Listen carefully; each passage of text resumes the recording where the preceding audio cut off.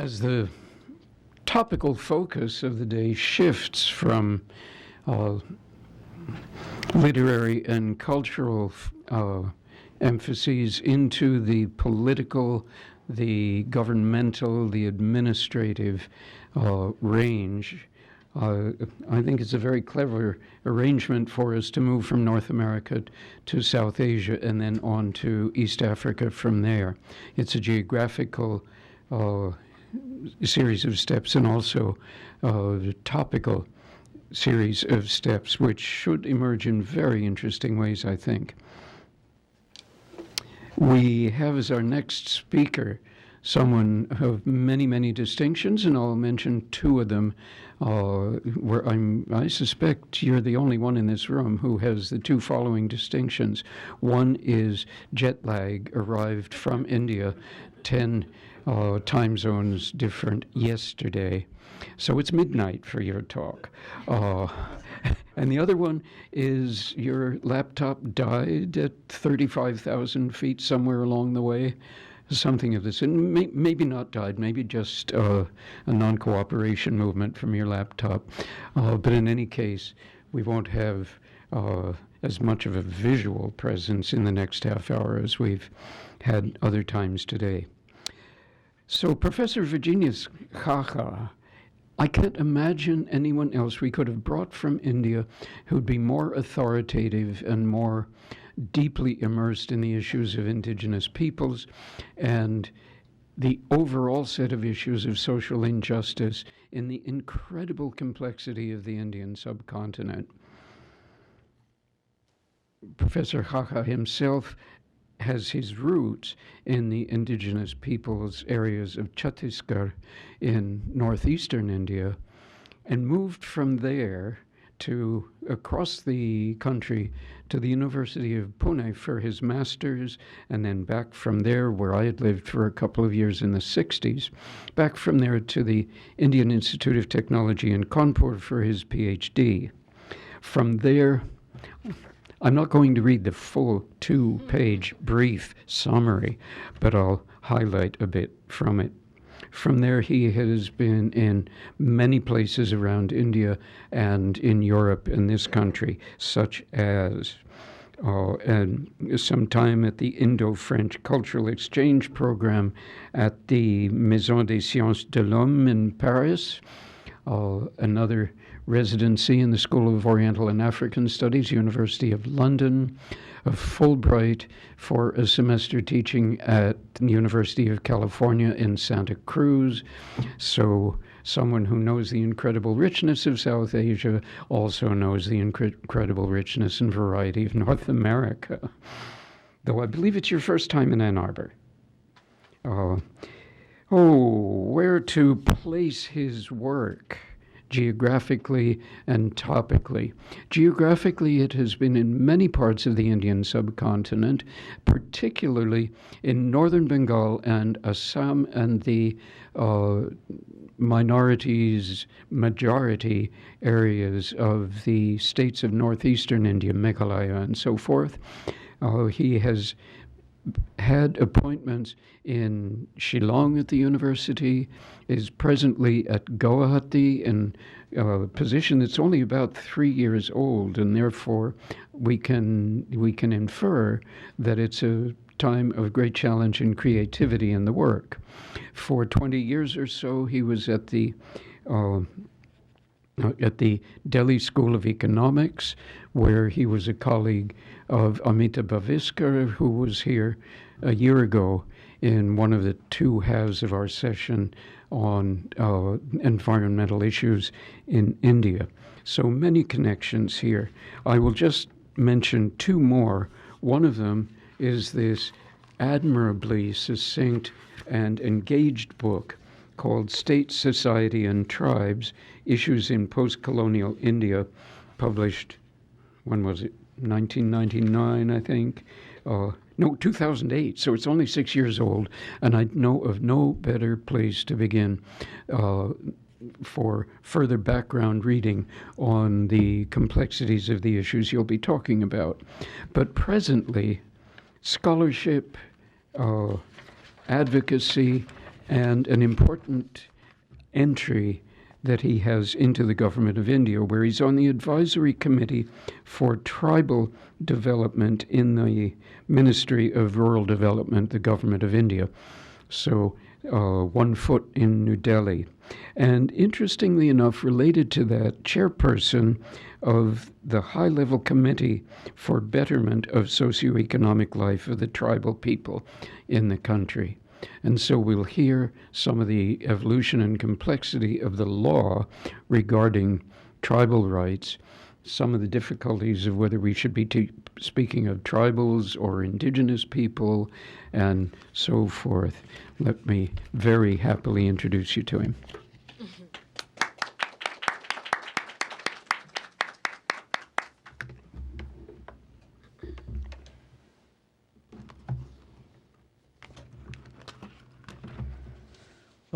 Thank you very much for this invitation to come to University of Michigan.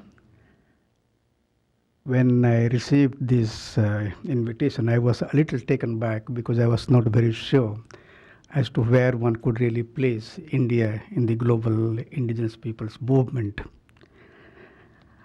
I did give some thought, and I thought that, well, something I could really speak, and I accepted the invitation. While we talk about the indigenous peoples, as far as India is concerned, we do tie it with the category tribal people, because India also signed the UN Declaration of the Rights of Indigenous People. It refuses to recognize people as such in internal affairs. And as far as the internal affairs are concerned, it primarily uses the category tribe, which of course we all know is a discredited concept all over the world. But nevertheless, this is a category which has a constitutional sanction. And as a constitutional category, the indigenous people or tribal people have various kinds of rights. Besides having the same civil, social, and political rights, they are also have a very distinctive rights which emerge out of the fact that they constitute a very distinct community. And those rights are actually enshrined in the Indian Constitution. So if you take Indian Constitution, it ranges from, let's say, reservations or proportionate representation in the parliament and state legislature to, let's say, a reservation in state employment and education institution to a kind of a very distinct administrative structure, particularly in areas where you find the tribals are concentrated or indigenous peoples are concentrated. And where tribal or indigenous people are concentrated and where there is a distinct administrative structure, Indian Constitution talks about the 5th schedule and the 6th schedule of the Indian Constitution.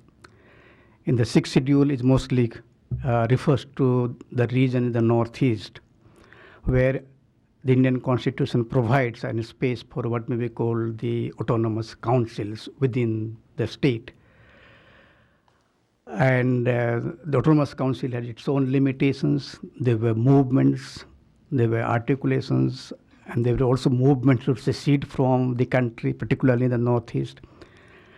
And therefore, many of these aspirations or autonomy movements were accommodated in the form of granting a new state to some of the regions where indigenous peoples, in fact, inhabited. And this movement spread to other parts of the northeast as well. And rather than giving a state, in fact, they have been given either the regional councils or autonomous council, which is a sort of a state within the state. So that is the kind of situations that one finds in the northeast. But as far as the rest of India is concerned, you do not find any kind of an autonomous council. You do not find regional council. There is what is known 5th schedule, where you find that the governor, the chief of the state, in fact, has given certain kinds of power, and if the law which is enacted by the parliament or state legislature, he can, in a way, stop implementing it into the 5th schedule areas, provided he thinks that it is in the interest of the indigenous people, tribal community. And also there is a provision of what is known as a Tribes Advisory Council. So in the rest of India, particularly where tribals are dominant, you find that there is this power of the governor and there is a Tribes Advisory Council. Unfortunately, both the council as well as the role of the governor has been very, very ineffective in the course of last 6 decades of India's independence. Now, despite these constitutional provisions, the paradox as far as India is concerned is that the indigenous people or tribal people continue to be one of the, rather not one, but the most marginalized sections of the Indian society. If you really look at the people below poverty line, and I think it is $1 a day, you find that the largest chunk of people who fall under the people below poverty line, it comes from the indigenous peoples. You all take educations and you find that the gap between what you call the general populations and the scheduled tribes, in fact, is very large. Somewhere around 2001, 47% literate among the, let's say, indigenous scheduled tribes, but it was as large as 69 or 70% for the general population. If you look at the health indicators, whether you take under 5 mortality, child mortality, malnutrition, you find that there's nothing that can be comparable to the conditions of the scheduled tribes. So that's the kind of situation. So despite we have a fantastic constitutions in terms of giving us entitlements, but if you really look at the actual situations, you find that probably this is one of the most situations which you find the indigenous people are most devastated in terms of either the development indicators or even in terms of the kind of restrictions or the alienation of land that actually is happening from tribals to non-tribals, the state acquisition of land for projects like infrastructure, mineral exploitations, and so on and so forth. Unfortunately, the paradox is that much of the mines and the forest resources that are available in India actually are concentrated in areas which are inhabited by the indigenous people. So the Indian state cannot really claim to have a high growth unless you find that these natural resources are actually exploited. And in the process, what has really has happened, that at least in the last 6 decades, you find that it is the state itself, although there is a provision of protections in terms of 5th schedule and in terms of law, it is the state itself which has largely been responsible for dispossessing the indigenous people from the land and the forest. In fact, there are no clear-cut studies, but some estimates have been made by some of the research institutions which have been done, and they point out that of the people who have been displaced in India, as large as almost 40 to 50% are the ones who come from the indigenous community. So although they constitute just around 8.6%, as far as in terms of displacement, they are as large as, let's say, a 40 to 50%. So that's the what's called magnitude of the manner in which the indigenous peoples have been got displaced in the, let's say, from 1950s to almost 1990s. We don't have much data about 1990s to the present time, but the manner after India opened up to, let's say, liberalizations and the globalizations, and the manner in which economic activities are taking place, the displacement, in fact, in the last 2 decades might have been much more enormous than what actually has happened. So this is the kind of context, and let me also say that the situations are very, very complex. It is around 1.4 million. They constitute around 8.6%, but there's enormous diversity. The areas in which live is almost all parts of India. Of course, the concentration varies. There's a very big concentration in what is known as the eastern, central, and western India, almost 84%. The north is around 12%, South India around 3%, and the north could be around 1%. So that is the way in which you find and therefore you find that the problems actually varies from region to region. So when basically what I was thinking, rather when I received the invitations, I was trying to say as to how one could really look at the Indian context in the context of the global indigenous peoples movement. And in India, you find from the colonial period till almost the 50s, 70s, there have been struggles, there have been movements, and I talked about the movements of autonomy, separation, secession in the Northeast. But this kind of autonomy was also, let's say, in mainland India, particularly the state of Jharkhand or what is now today known as Chhattisgarh. So these were. But the demand for autonomy never was acceded as far as the mainland India is concerned. And therefore, if at all one really looks at the global indigenous peoples movement, I will try to locate or try to contextualize in the context of, I say, the rest of the mainland India rather than the Northeast. The mainland India, what we really find is that these are the areas also what is known as the fifth schedule areas. Now, historically, if one really look at from the colonial period to almost the post-independent, you find that a lot of movements and the resistance, and in fact, in some regions of some indigenous people communities, there were regular resistance at a regular interval against the colonial rule. And these were, in the movement, they have been assumed that revolt, rebellion, insurrections by the colonial administrators and so on and so forth. But when Indian nationalists have been writing history about the indigenous people, they generally never try to see that as far as the indigenous people are concerned, there is a sort of a double colonialism.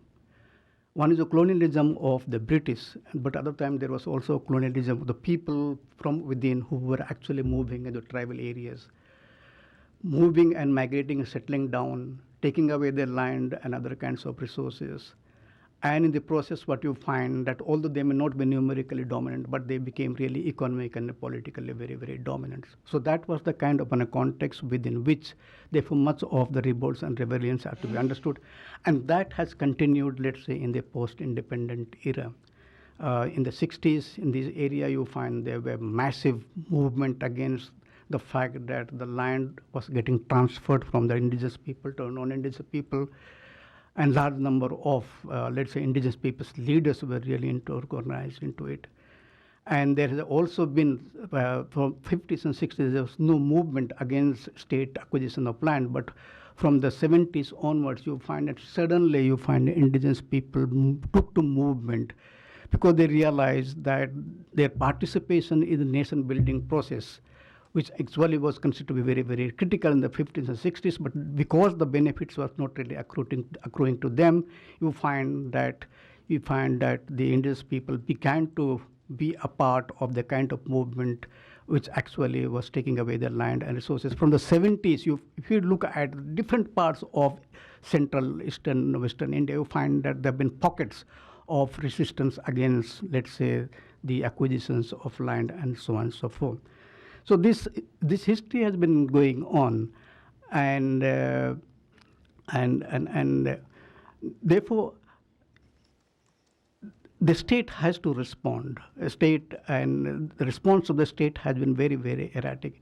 It is in the context of this kind of struggle and movement and what is called the articulations that I would like to see as to how their participation in the global indigenous peoples movement in fact shaped some of the ideas and articulations perspectives which actually got translated into two very important acts which was enacted in 1996, which is known as the provisions of the Panchayat Act into scheduled areas, the extension to scheduled areas. I talked about fifth schedule, so it was extended to fifth schedule. And the other is what is known as the Scheduled Tribe and Other Traditional Forest Dwellers Act in 2006. So these are the only two acts which seems to be somewhat quite differently structured and in terms of the way in which it's trying to address the indigenous people's issues in India. And my own, I cannot really establish a direct connections, and I'm not really trying to see the impact of the world movement on that. But in terms of ideas and perspectives and articulations, one really find that there is a resonance of what was happening at the global level in terms of as to how those ideas actually was getting reflected, let's say, into these two important laws.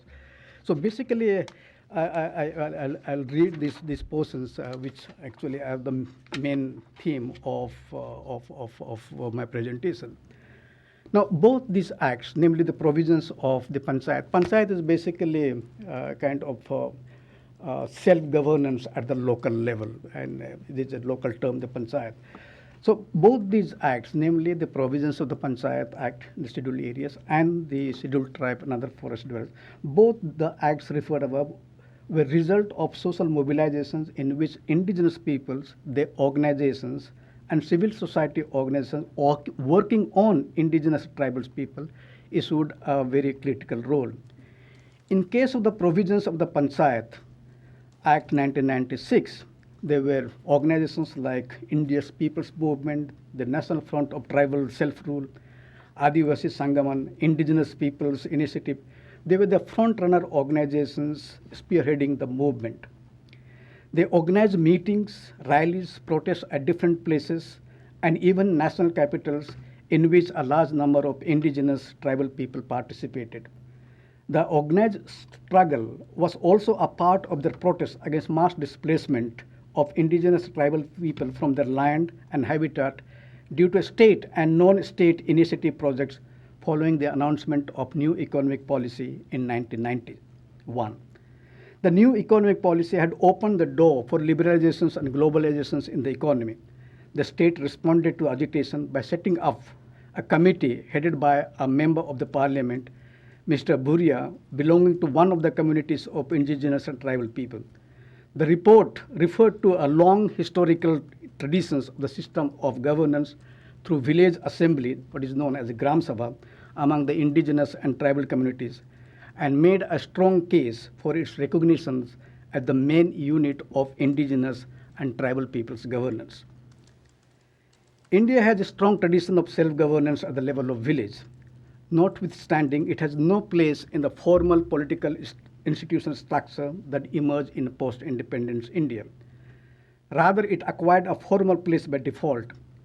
India embarked on a path of rapid economic and social development. To this end, it launched a community development program in rural areas. In fact, community development program was something which was initiated at the behest of the United States government. The local self-governance system was introduced with a view to secure this participation. The institutions was also extended. Now, this early form of the what is called local self-government institution was also extended to indigenous and tribal peoples, resulting in undermining the traditional system of governance, as the state system was vested with state power and resources. However, due to various factors, the institutions failed to develop an effective institutions of local self-governance.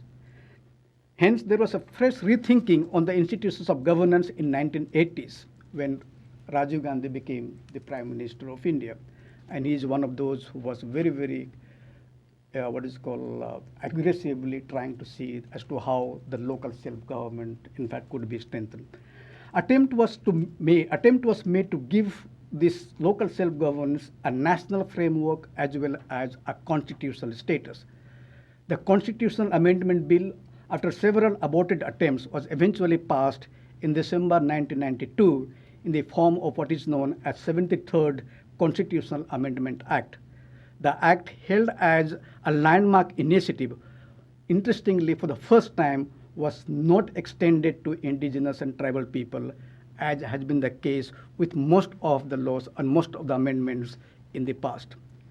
In a sense, this was an important departure, and the reason for it lay in ongoing mass movement of the indigenous and tribal people for a system of governance in tune with the traditional systems and ethos. The new wave of thinking seems to have stemmed from the mode of thinking and perspective that has been gaining ground in the global indigenous peoples movement. Accordingly, a new bill was introduced specifically for regions predominantly inhabited by the indigenous and tribal peoples.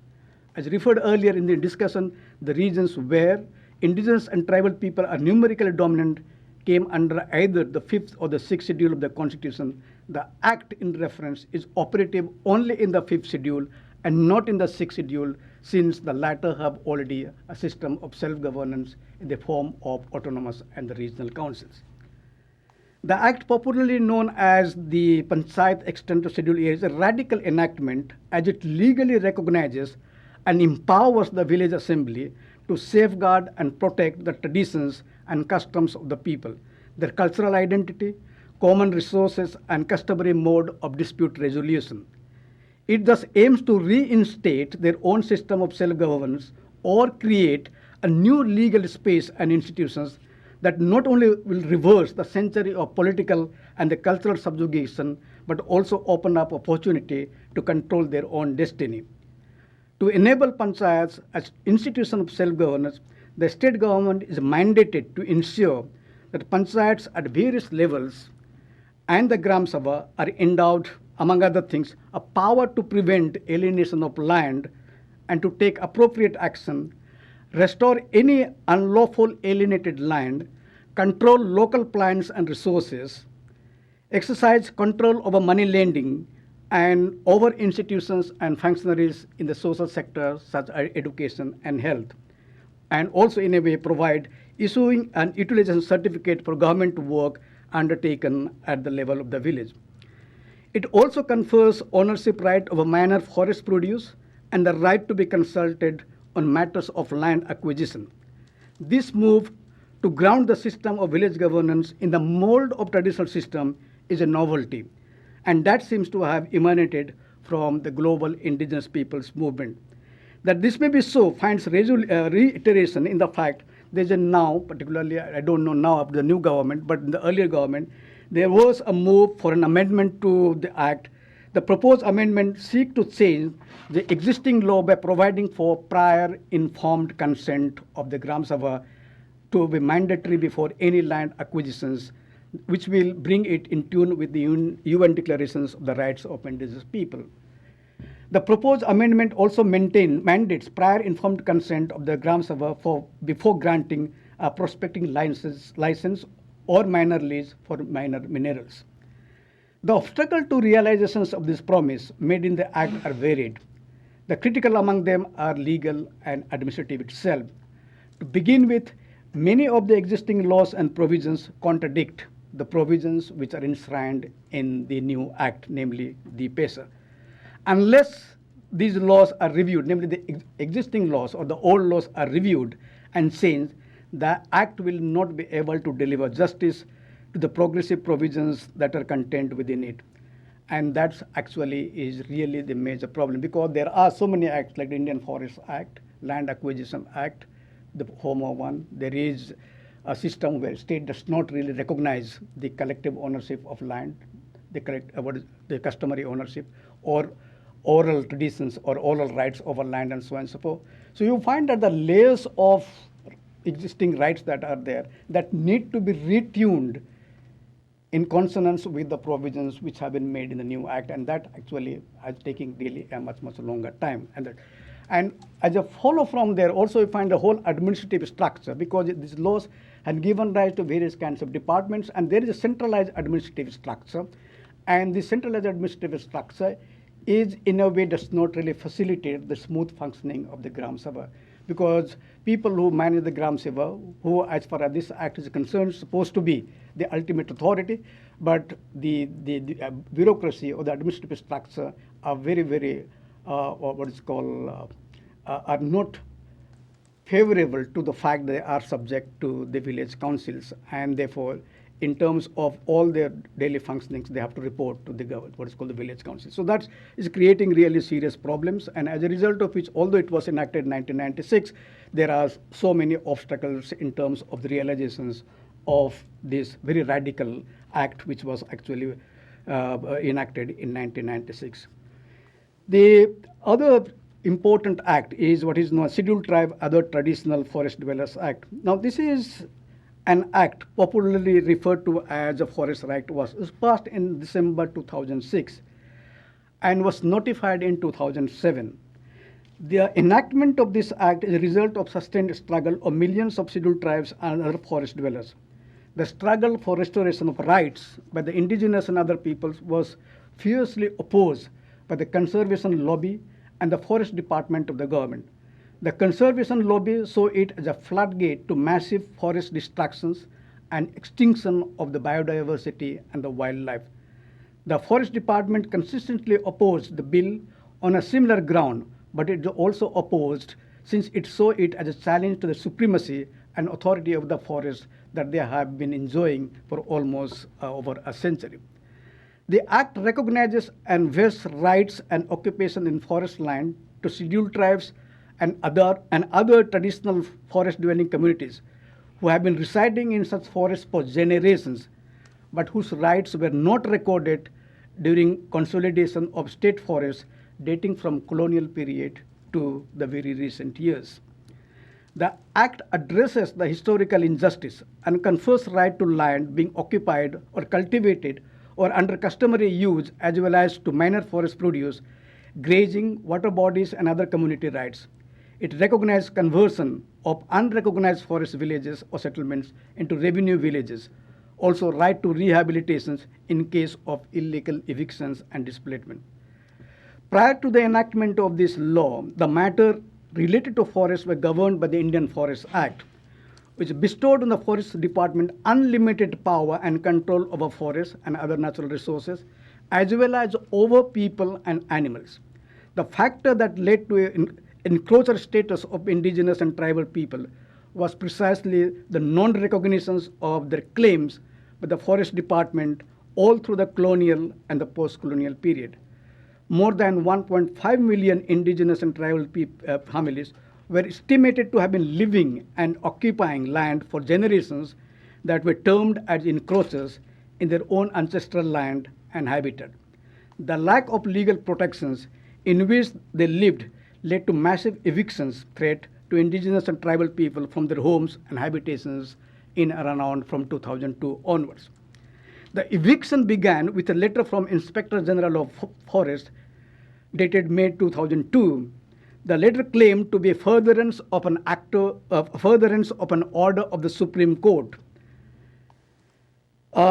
Supreme Court order in 23rd November 2001 as a result of public interest litigations filed by Mr. T. Godavaram of Kerala. The petition protested the illicit felling of timber from the forest that his family had owned and protected, but which has been decimated since the Forest Department took over. The Supreme Court expanded the scope of this case on its own initiative to cover all forests in country, irrespective of the category of land or ownership. In response to this, hundreds of organizations working with indigenous and forest people throughout India joined forces and launched campaign for survival and dignity. During 2004, brutal evictions of indigenous and forest-dwelling families took place in the state with relatively higher concentrations of indigenous people. Houses were set on fire, crops destroyed, women molested, and number of people beaten up. However, due to resistance and movements of the indigenous peoples, the more positive development also began to emerge. Ministry of Environment and Forests, in a sworn statement to the Supreme Court, admitted to the historical injustice meted out to tribal people in the process of consolidating forests in the country. After the passing of the Act, it took considerable uproar in the Parliament and massive protests across the country for its notification that finally came in 2007. So although the Act was passed in 2006, it was not being notified, and it was almost held up for almost a year. And it was raised in the Parliament, and there was further a movement of the people. It is only then that you find that notification took place after a year. And the rules were again notified in 2008 January. The implementation of the Act has met tough resistance from the forest bureaucracy, the conservation lobby, even after the passing of the Act, not only the executions, but even the high courts and the Supreme Courts. Right to hold and live in forest land under individual and common occupations for habitations or self-cultivations for livelihood or for both has been a landmark achievement. However, its implementations has been till date very poor. There's a big gap between the land claimed and the actual extent of titles issued to the claimant. Over 2.8 million claims received in 2004, only over 1 million titles were settled and 1.4 million were rejected. The bottlenecks for actualization of the provisions have been varied.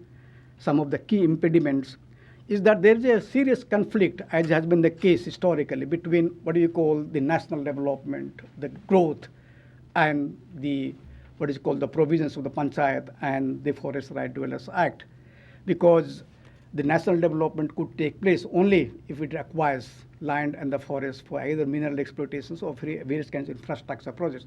But that's precisely is what comes under constraints because of the Forest Rights Act and because of, as I said, the Panchayat Act. And therefore, you find there's a serious contradictions. And since there is this momentum from growth, irrespective of what rights that have been enshrined in the Act, in fact, the state really keeps on bad. So that seems to be a very serious problem.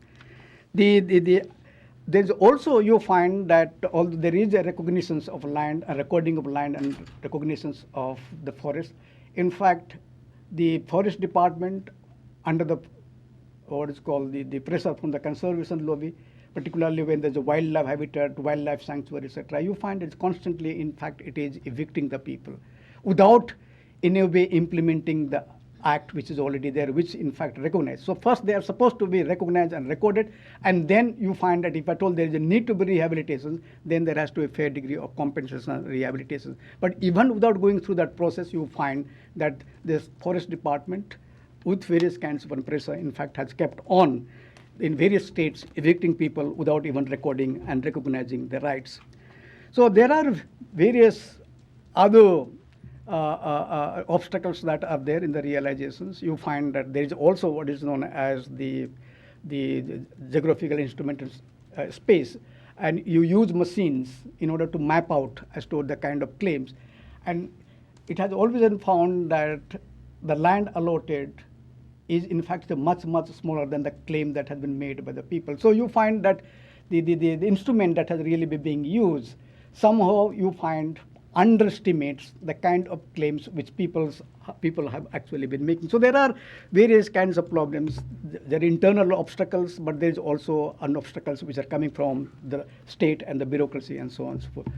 To conclude, the Indian state has come up with new legislations and institutions from time to time for social and economic upliftment of indigenous and tribal people. Though these arrangements were aimed at protecting and safeguarding the indigenous tribal interests, they had no reference to the social arrangement, traditions and customs, values and ethos. Rather, they were mainly responsible for the erosion and disintegration. It is only in recent years that attempt has been made to restore traditions and the control over resources. Nowhere is this more evident than these two acts that I have referred to. Both these acts aim to provide for renewed space for indigenous tribal people. The provisions of the Panchayat Act aims to recognize the traditional system of governance. The system has, however, already been destroyed or has waned, because you find that the last 60 years, there never was an attempt. It was a system which was imposed from outside. It was an imposed which is statutory. And therefore, you find whatever traditional system was there, in fact, actually has been destroyed, has all been not disintegrated. Now, having introduced now this, so how actually is this new act actually going to negotiate, how this act is going to, this is something one is not very clear. The provisions of the Panchayat Act aims to recognize the traditional system of government. Can this be restored, and would it stand against the changed conditions? The recognition of forest rights aim to restore traditional rights. Indigenous people enjoyed our forests and other resources. The process is on, but there are too many stumbling blocks on the way. Both these legislations are premised on setting rights the historical wrongs that led to the increasing marginalizations, impoverishment, and vulnerability of indigenous and tribal people. So it is how these two acts will eventually move in the next few years is a little difficult to say. But in terms of the provisions which actually it has been made in those acts is something of a remarkable departure from the past. And to that extent, therefore, one can say it is a radical enactment. And it is now the onus is on the indigenous peoples, and particularly the organizations and the movements, as to how really they take it further. Although you find that there are going to be a very serious resistance in terms of implementation by the very state itself. So there are paradox, And this paradox probably has to be resolved, and solutions has to be found by the indigenous peoples and various civil society organizations who are working with indigenous peoples. In fact, I think much of what they have achieved, surely indigenous peoples are in movement, but the intellectual input has primarily come from people who are non-tribals, non-indigenous, but who have been very closely working and interacting and taking up their causes like what is called right to forest, right to natural resources, right to self-governance, and so on and so forth. So you find that I wouldn't really say that what has been attempted is purely a work of the indigenous people, but it is a work which has come because of the collaborations with indigenous peoples have with radical activists and NGOs and other kinds of organizations. And if the two do not really go side by side, to my mind, it is extremely difficult for indigenous people to actually realize that what they have achieved. Thank you so much.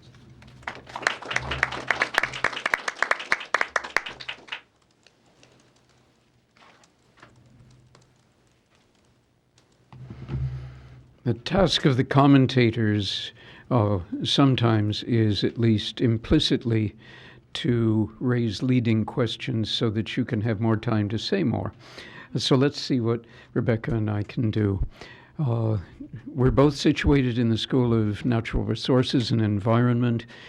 I'm an environmental historian. I've spent many years in India looking primarily at the forest law since the 1850s and some of the social and political economic controversies that have resulted from that over a century and a half or so. And when we move to Rebecca Harden, we'll be moving to her years of work in various parts of Africa as an excellent bridge to the next discussion on East Africa.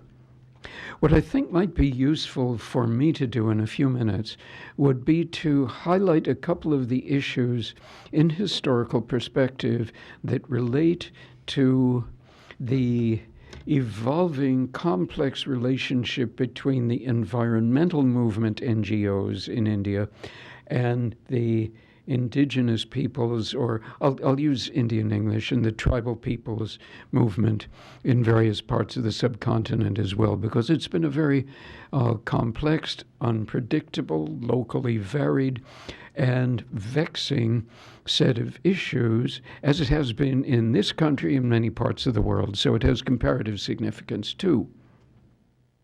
The environmental protest against the colonial and post-colonial forest law can be traced back to at least 1878, when the fundamental law was put in place for British India, which of course was only maybe 60% of the subcontinent at the time, and later on spread to the rest of what became consolidated India after 1947.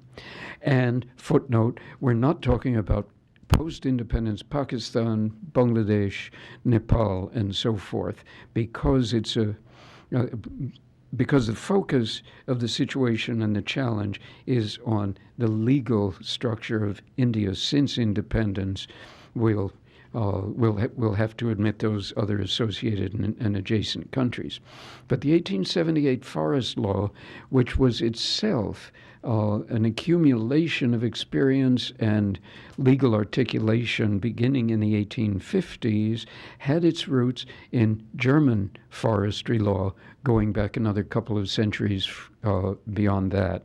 Several of us have written on that tradition, focusing on the authoritarian, top-down core quality of the forest law as implemented in the designation of reserved forests under the control of the government of India and the forest departments of the various, now we'll call them states.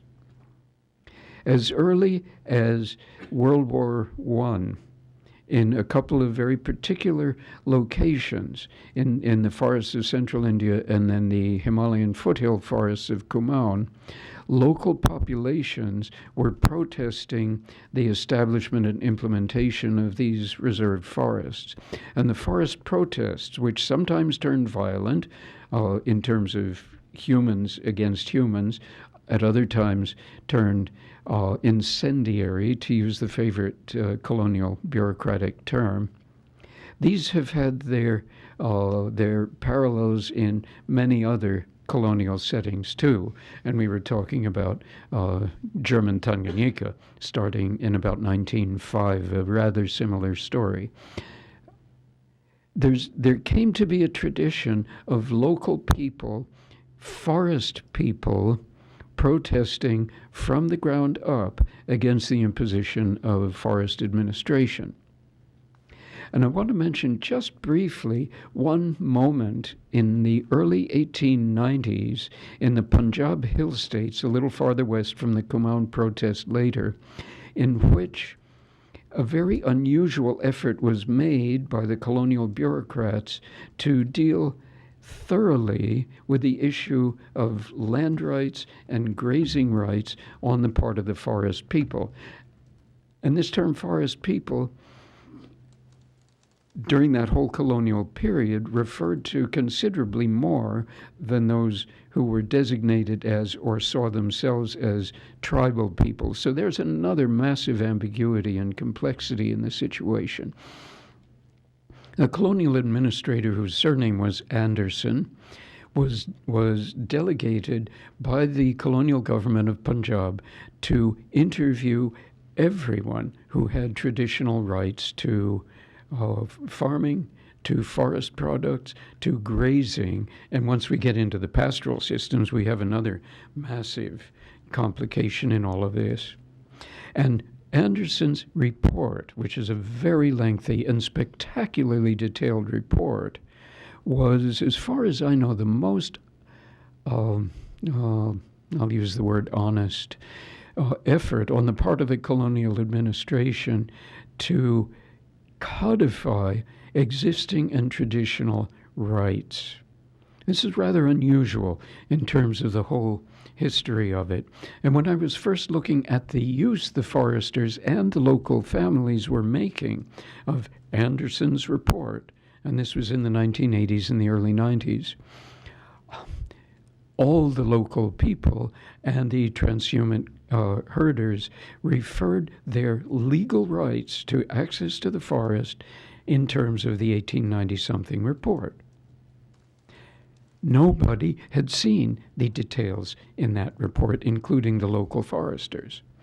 And after some effort, we identified 3 copies of the original report, 2 of them in India, one at the Forest Research Institute in Dehradun, and one of them in the Colonial Archives in London.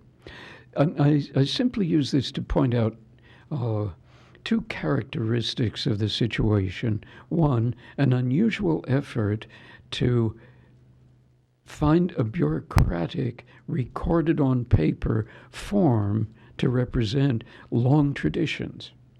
And second, the incredibly difficult administrative effort to keep applying that in constant conversation with local people. It comes down in many cases to interaction between a local government official, forest department, and local individuals more or less prominent. The dynamics of that are really quite extraordinary. But let's jump up then until the 1970s. And I'm heading towards a major conference of environmental NGOs in New Delhi in 1980. In the course of the 70s, both the controversy over the forest law and administration and the controversy over tribal rights were emerging very rapidly among the socially engaged historical scholarship, in Calcutta and elsewhere, the Subaltern school of social history was emerging and becoming very powerful and influential by scholars of the first rank who were also very much committed social activists.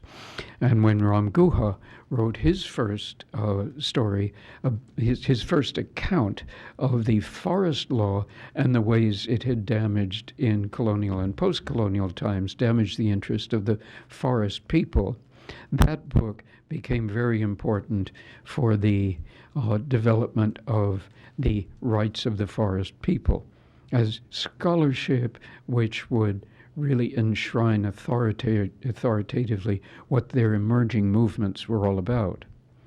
But if we go to the first National Environmental NGO Conference in New Delhi in 1980, we find some interesting things.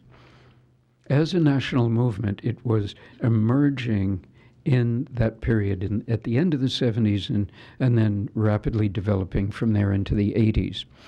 There were perhaps 200 people there from all over the country, grassroots organizations of various sorts, and about 3 or 4 international people. I happened to be in Delhi at the time working on the forest law, and so I sat in on it. There were grassroots organizations from every state in India. The language of the whole conference, of course, was English, which for grassroots activists, in many cases, was a major problem. But everyone's used to struggling with that in India.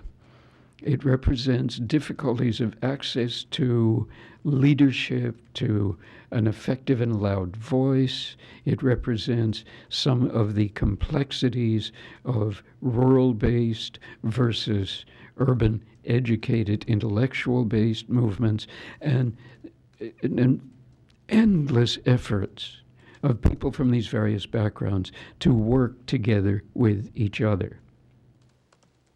What we didn't see was tribal rights people there. There were a few, but very, very few. And so I can take, in terms of my own experience there, I can take 1980 as the time when the two movements began to find common interests, but then also considerable differences depending on local circumstances. And you've mentioned a profound difference between the environmental forest protection movement and the indigenous rights movements. We could go on for the rest of the day on those complexities. But there have been powerful common interests too, and I would love to hear more comment from you, Professor Kaka, about how this has been working out. I'm about 10 years behind on all of this by now. Common interests, environmental movement, and tribal rights movements threatened both by illegal mining in forest areas and national parks, by the discovery of mineral deposits, petroleum in 1 or 2 cases, and oh yes, the one I was groping for was hydropower, which has had profound impacts, and I noticed Peter nodding his head in Bangladesh too. Profound effects on both ecosystems and indigenous rights. So I'll leave it at that. It raises a whole number of questions, but I want to hear the comparative perspective from Rebecca Harden.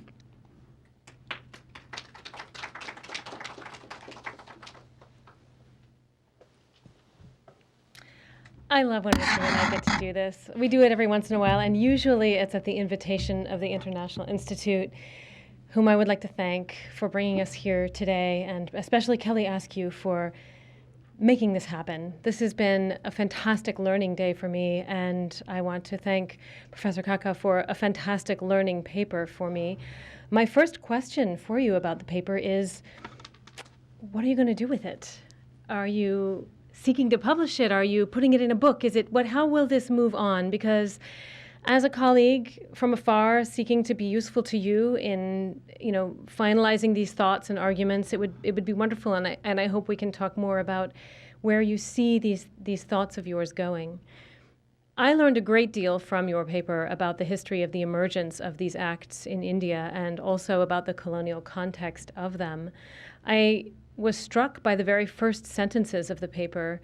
They seemed to me to echo something we've heard from so many of the presenters and commentators in today's panels. Your first couple of sentences read that India is a signatory to the UN Declaration of the Rights of Indigenous Peoples. However, it refuses to recognize them as such in its internal affairs.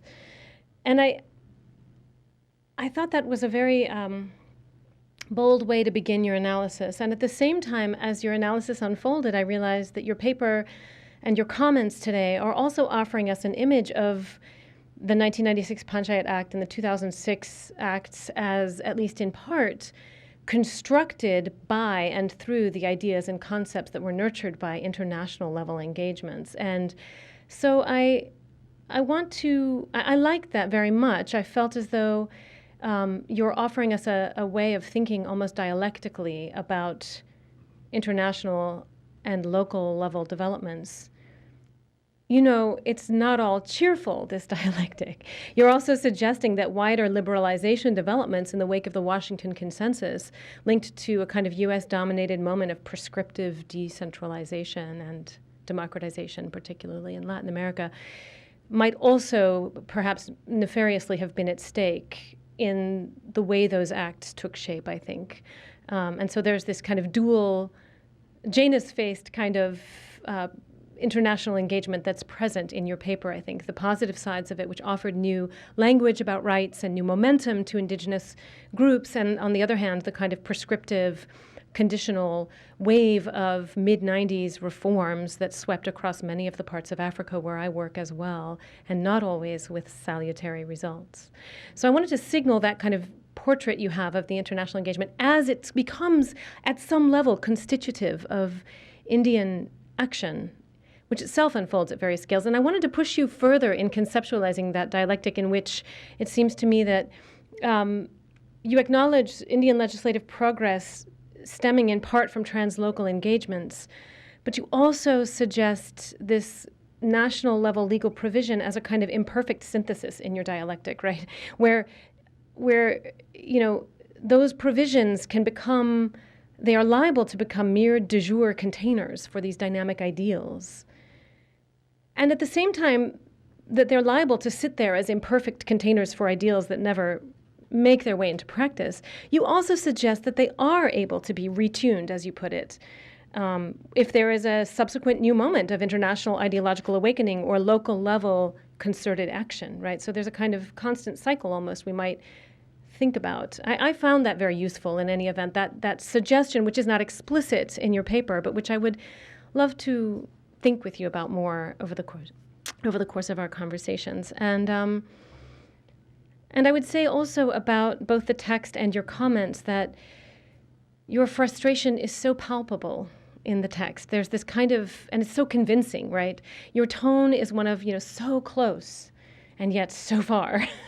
and I really welcome that quality in your prose and in your comments. I find it useful and encouraging to think with and to teach with in this moment. It's true that your conclusion also suggests darker possibilities here, right? That of an actual worsening situation for the very peoples these acts are sort of formally proclaiming themselves to assist, right? And maybe that's a darker dialectical force at work. This morning, Professor Dahl noted that this assertive taking of the floor by indigenous groups to speak out about their plight kind of surprised many of the state and international actors who invited them in. But by that time, the invitation couldn't be retracted. And there's a kind of hopefulness about that notion that there may be cycles of engagement, and maybe there are moments at which there's fragmentation and uncertainty. Certainly, as a scholar of the U.S. environmental justice movement, I'm mindful of the ways that movements come together and fragment and then coalesce again. Sometimes there are those, even in a broad national or international movement. But I do hear you saying in your conclusion very loudly that the onus now is on the indigenous peoples. So it makes me think about, you on the one hand, you leave us with what will they do next? And on the other hand, you leave us with the very incomplete acknowledgement of the the creative sum of their customary practices in these laws. So when you speak of customary practices as deserving greater respect in the actual practice of implementing laws, and I'm led to think about land tenure and indigenous rights issues with which I'm familiar in the African sites where I've been privileged to work and to learn. And there you have real outliers, and I think I will do what Richard suggests, which is to throw out just a few kind of comparative cases to think with, which will presage the panel coming up later. In the Western Congo Basin, where I work and have worked for many years, indigenous groups have really not quite the sort of standing or clarity or status they have in many other parts of the world. Kiyoteru's comments this morning mentioned that the Innu had remained dormant into the mid-1970s, really. That particular group within the Japanese context had sort of awakened and taken some action in the mid-1970s. I think arguably indigenous groups in the forests of the Western Congo Basin, where I work, former French colonies and Belgian, have remained dormant until the mid-1990s. Indeed, when they awoke, these kinds of laws and measures that you describe for India had already begun to be passed in Cameroon and Congo-Brazzaville. This is not through a common law British legacy system, but through a Napoleonic code system in which the executive has a great deal of power to sort of say, okay, we're having community forests now. It's 1994. Forest revenues are staying local, and we're having locals run them more. That kind of move in the mid-1990s where I work, also destined to empower better decentralized governance of resources and to correct and redress historical wrongs as well as post-colonial corruption, it did not only have salutary results, right? Many of my anthropologist colleagues from University of Yaoundé, from places like Congo-Brazzaville and Gabon, had a lot of employment all of a sudden as mediators of this kind of new legislation. I'm curious about that in some ways too in the Indian context. Who's mediated these changes and in whose benefit has it been, if not those to whom the acts were targeted? And how do we think of that? Very few of those kinds of folks from the Congo Basin become the New York Indigenous we discussed this morning, right? There's not that level of mobility in Francophone Africa, is there? But many of them have found their niche as kind of consulting mediators of these community-based mechanisms. And yet, for all their efforts, their non-local colleagues, anthropologists like Peter Gashiri in Amsterdam or my colleague Serge Bauchet in Paris, have soundly critiqued these legislative moves in the West African context and noted that rather than enabling and empowering people, first of all, they never move as quickly to secure access as the informal processes through which individual entrepreneurs with corporate links get permission to cut wood, right? So by the time a community forest is recognized, it's already been impoverished sometimes on an informal and temporary basis. So there's this gap, right? There's this discrepancy in the processes of rights attribution. But furthermore, argues Gashiri, they are pulling apart very, very fluid, very resilient, complex partnerships across ethno-linguistic groups who have long had subsistence exchange partnerships and alliances within these Central African landscapes. And they are asking those groups to redefine themselves as either indigenous or merely local, right? Pygmies are indigenous, others are merely local farmers, and that has generated tensions, and indeed Gashiri describes it sort of paranoia for some actors in those landscapes about whether they'll have a basis for claiming the rights to the land they farm or simply on which they gather things like plants or small fish or mushrooms. So that's one side of the spectrum on which I work, and I won't belabor other places in which I work because that's not what we're yet here to talk about, Africa. But I did want to suggest that the Congo Basin is one end of the spectrum, the one I know most deeply. In Kenya, land tenure seemed awfully secure in 1960 when colonialists were departing and reserves were created, right? Community ranches were created in Laikipia, central Kenya, where I have done some work, as has Kelly. But those post-colonial sort of independence era attributions of land for pastoralism and farming are now under a lot of scrutiny legally in terms of who was accorded the land when and why, and who might be able to buy it now. as a new constitution in Kenya in this age, right, of indigenous awakening is enabling new forms of land claims. And I think that's also a very interesting case about which I'd be happy to talk more. It's very different from the Congo in the sense that the 10-year relations appeared to be quite secure and far less fluid, and yet there's a lot of contestation right now. And it's quite an interesting case. And finally, lest I leave you with the impression that only individual actors in these African landscapes with corporate connections are benefiting from contemporary legislative and institutional change, I want to suggest that my work with the Royal Bafokeng Nation in South Africa is an example, as are the Seminoles here in the United States, of groups who, through a real embrace of their corporate and collective identity, are emerging as very savvy global capitalists who aren't spending a lot of time on the UN process or even indeed on their brand as indigenous peoples. They're much more interested in acting like Monaco, frankly, a nation within a nation, a place with its own revenue base. When the Seminoles acquired Hard Rock Cafe, they became a peer tribe, if you will, for my collaborators in the Bafokeng Nation in South Africa, along with some of the Ghanaian royalty. I mean, there's a sense of a kind of echelon, right, of tribally governed or indigenous groups who are becoming savvy capitalists on their own terms and don't necessarily see themselves in this global alliance. And I wonder whether in the Indian case you see any of that sort of thing. Finally, I just want to say that you're working in an institution, Tata, with a really fascinating history for me. It begins as a school of social work, if I'm not mistaken. And the work of early doctors and others to reach out post-partition in a time of kind of post-conflict, presages a time now when the Institute is all about relevance and kind of a professionalist engagement. As a professor in a professional school, I teach both students who want to save the rainforest and students who want to know who defines what a rainforest is, right? And so I wondered, too, if there might be some room for you to reflexively think about not just your paper today, but your career in India, your work, and the rewards of both the scholarship and writing, but also of teaching and other things you may do, since you leave us with this notion of the onus being on indigenous peoples, but also, as Richard points out, on NGOs, on radical activists, on the partners too, and other kinds of actors on whom this rests, right, this outcome of the most recent developments. I want to thank you again for a wonderful, wonderful series of thoughts.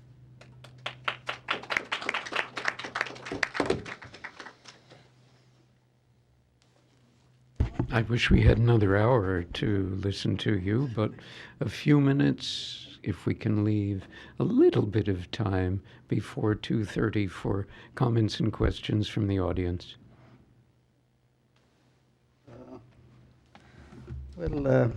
Thank you very much for very constructive comments.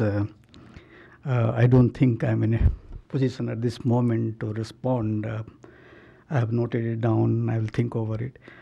But yes, someone who has been thinking about this problem for last decade or so, I do find myself deeply depressed given the situations in which, because as I said, we have fantastic, I don't think there's any country in the world which will have such a fantastic constitutions and fantastic law. And that is where the real problem comes. So I think even these self-governance institutions that have come, or even the forest rights come, I see it is in a positive directions. And I think one of the reasons as to why probably the indigenous people have not been able to actualize is also because I think although they participate in the movement, but I think the intellectual input, the intellectual initiative actually comes from an outside.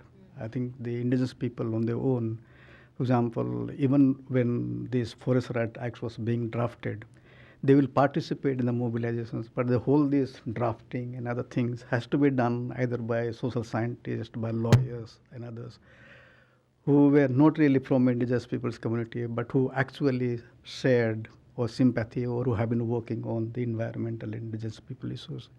So the campaign that we did it, in fact, so the nitty-gritty of what actually is happening, sometimes the indigenous peoples are not really aware of it.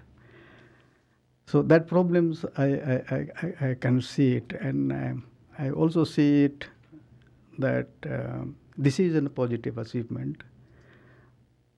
But whether this actually the tribal people or religious people will be able to push in order to realize that still, based on the experiences that we have gone in the last 6 decades, I do feel it is a very Herculean task.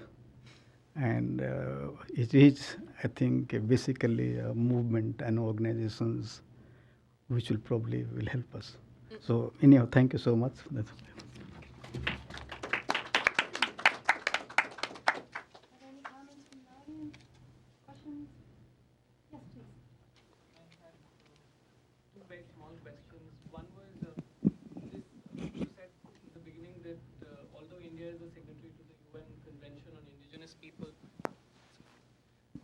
although you say that the India is signatory to the UN Convention on Indigenous People, but it doesn't recognize them as such within the Indian context, to what extent is it an issue of post-colonialism? Because like in Hindi, the only word for a tribal, like although the word tribal does not represent their indigenousness, the word Adivasi means Adivasi, original inhabitant. So how much of it is post-colonial linguistic issues that have sort of divorced people from their land and them being original? And the second question was, how do you see their taking to violence with the Red Corridor spreading pretty much all over Central India? I don't know how many people know, but indigenous people have taken to arms. It's called India's internal war, and the Indian army has been deployed into Central India's forests. How do you see that resolving in the next few years with FRA now coming in 2006? Do you see it getting resolved, or is this just falling into abyss? Thank you.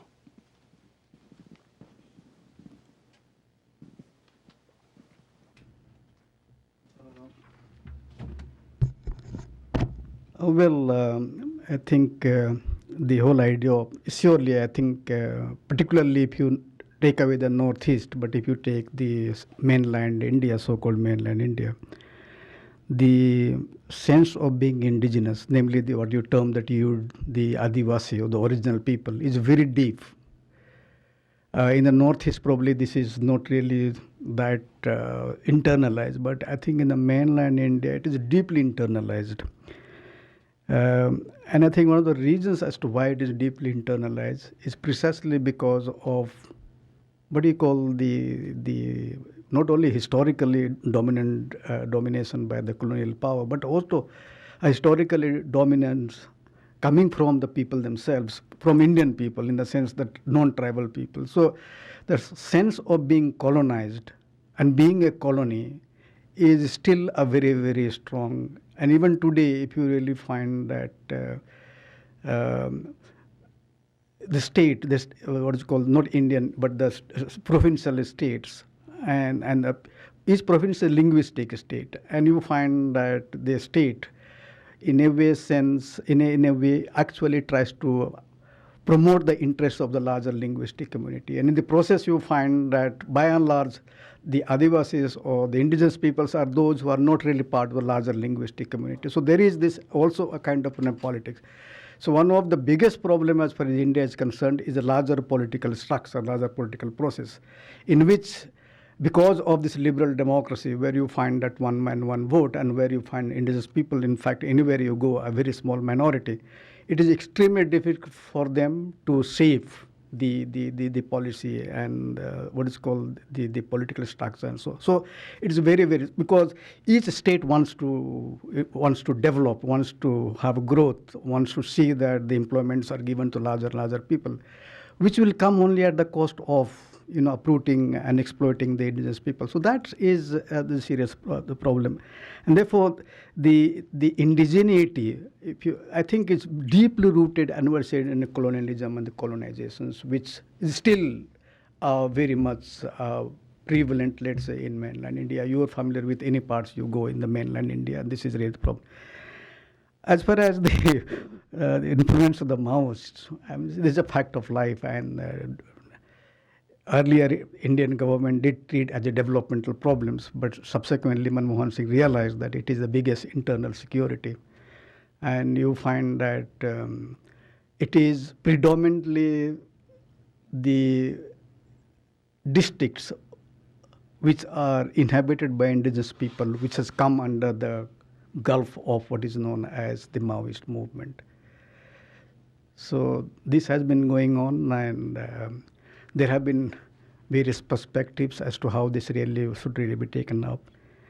When the last regime, I was a part of the National Advisory Council, and we did, in fact, I did take this up as one of the initiatives which one could really explore in terms of handling the issues. But before we could really work out a kind of a policy, the elections was announced and the moral code of conduct really came up, and we could not really take this further. But it is a serious problem. And I think Maoism or Red Corridor is largely, as I said, is because I think the mandate which was there in the Constitution itself has not been honored. So if constitutions would have been honored, probably things would have been quite different. And precisely because of the way in which the constitutions are violated. And that is how the Maoists, in fact, have been using in the discourse that where is these constitutions that you talk about? The constitution itself has betrayed these people. And therefore you find that because of the kind of an experience of dispossession, uprootedness, etc., I think they have been completely drawn to the movement. And it is very, very difficult to find a solution to the problem.